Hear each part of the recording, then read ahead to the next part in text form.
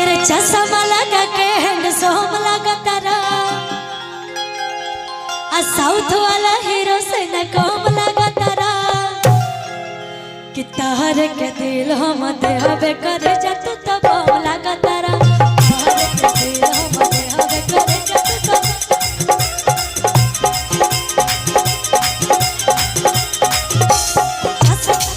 अरे चश्मा लगा के हैंडसम लगा तारा साउथ वाला हीरो से न कम लगा तारा तार के दिल हम देहबे करे जा तू तो बम लगा तारा तार के दिल हम देहबे करे जा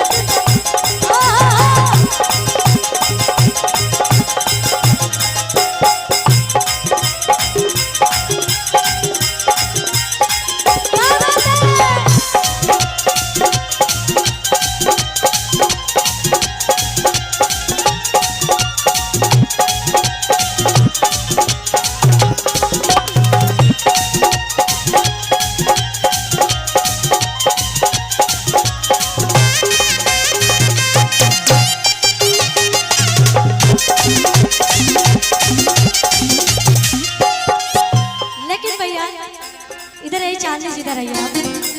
ये तो आप लोगों के लिए था, लेकिन चांदनी जी के लिए भी कुछ बोल ही देते हैं। ऐसे अच्छा नहीं लग रहा है, हमेशा आपके लिए कुछ न कुछ रहता है आप लोग के लिए। लेकिन जब मैं इनको बोलूंगी तो कैसे बोलूंगी बताऊं? अरे चश्मा लगा के हैंडसम लगा तारा चश्मा लगा के हैंडसम लगा तारा साउथ के हीरोइन से न कम लगा तारा चश्मा लगा के हैंडसम लगा तारा साउथ के हीरोइन से न कम लगा तारा। और चांदी जी कि तोहर के दिल हम देहबे करे जा तू तो बम लगा तारा तोहर के दिल हम देहबे करे जा तू तो बम लगा तोहर के दिल हम देहबे करे जा तू तो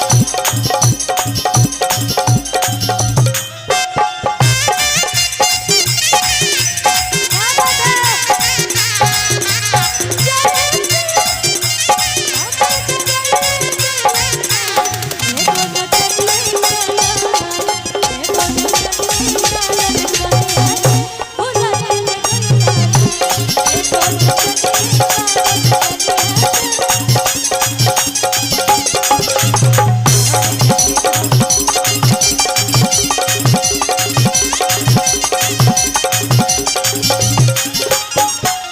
चांदी जी आपका शादी हो गया है क्या? शादी हो गया है, क्या बात है। इतने सारे लोगों का दिल तोड़ दिया आप। लेकिन चांदी जी कम से कम झूठ बोल देती इन लोग की खुशी के लिए, झूठ ही बोल देती। दिल लगी दीवार से तो परी क्या चीज, प्यार तो हर किसी से हो जाता है। लेकिन प्यार ऐसी चीज बड़ी खतरनाक है। प्यार चीज बहुत खतरनाक। एक बार पहले मैं चाहूंगा कि चांदी जी के लिए 2 लाइन बोल दूं। अगर आपने महफिले शाम प्यार और मोहब्बत की बात की है तो बड़ी प्यारी सी लाइन है कि प्यार और मौत से डरता कौन है, कि प्यार और मौत से डरता कौन है। प्यार तो हो जाता है चांदी जी, पर प्यार करता कौन है? कि प्यार और मौत से डरता कौन है, प्यार तो हो जाता है पर प्यार करता कौन है। और अगर सच्चे दिल से हो किसी से मोहब्बत तो कुर्बान कर दूं दुनिया की सारी दौलत, पहले ये तो पता चले कि ससुरा हमसे प्यार करता कौन है ना? आइए। लेकिन चांदी जी मैं बोलूंगी आपको, चलिए आप एक डायलॉग बोल रही थी, पता नहीं क्या, फिर से एक बार। दिल लगी दीवार से तो परी क्या चीज। लेकिन इन लोगों की तरफ से मैं बोल दूं आपको कि प्यार की जिसको बीमारी लगती है, ये आपने बोला इन लोगों के लिए, लेकिन मैं अपने भाइयों की तरफ से आपको बोल देती हूँ कि प्यार की जिसको बीमारी लगती है उसे तो बच्चों की माँ भी कुंवारी लगती है।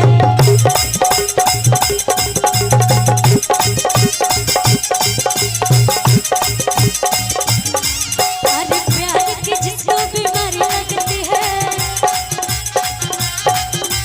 प्यार की जिसको बीमारी लगती है उसे तो जबकि माँ भी कुंवारी लगती है।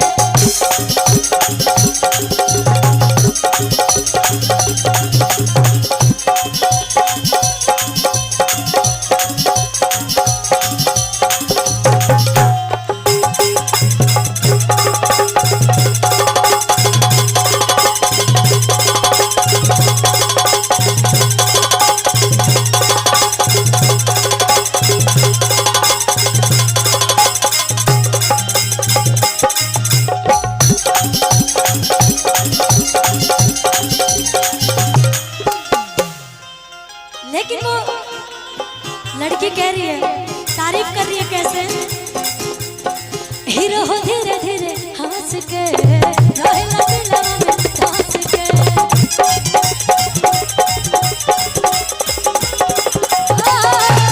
हीरो हो धीरे धीरे हंस के रहेला दिलवा में धंस के।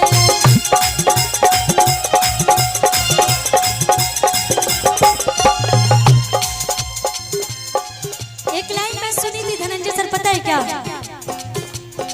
चांदनी जी ने बोला भी दिल लगी दीवार से तो परी क्या चीज है, लेकिन मैं पता है एक लाइन हम सुने थे कहीं पे, वो मैं बोल देती हूँ, भैया रोक लीजिएगा। कि अरे दिल दो किसी एक को, वो भी किसी नेक को, और ढूंढो जब तक मिल ना जाए, देते रहो हर एक को। कि दिल दो किसी एक को, वो भी किसी नेक को, और ढूंढो जब तक मिल ना जाए, देते रहो हर एक को। हीरो हो धीरे धीरे हंस के रहेला दिलवा में धंस के।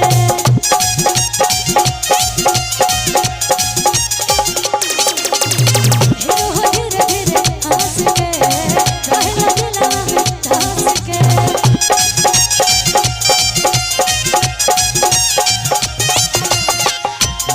कि मुस्कान मारेला सीधे बाण मारेला, जान कोई के करे जा हम जान मारेला। मुस्कान मारेला सीधे जान मारेला, जान कोई के करे जा हम जान मारेला। और धनंजय जी आप देखिए, पूरा दाढ़ी वाड़ी सेट करके आज जानते कैसे लग रहे हैं, कि अरे सेट करके दाढ़ी चमचम लगता रा, हम है माले तू धरम लगता रा।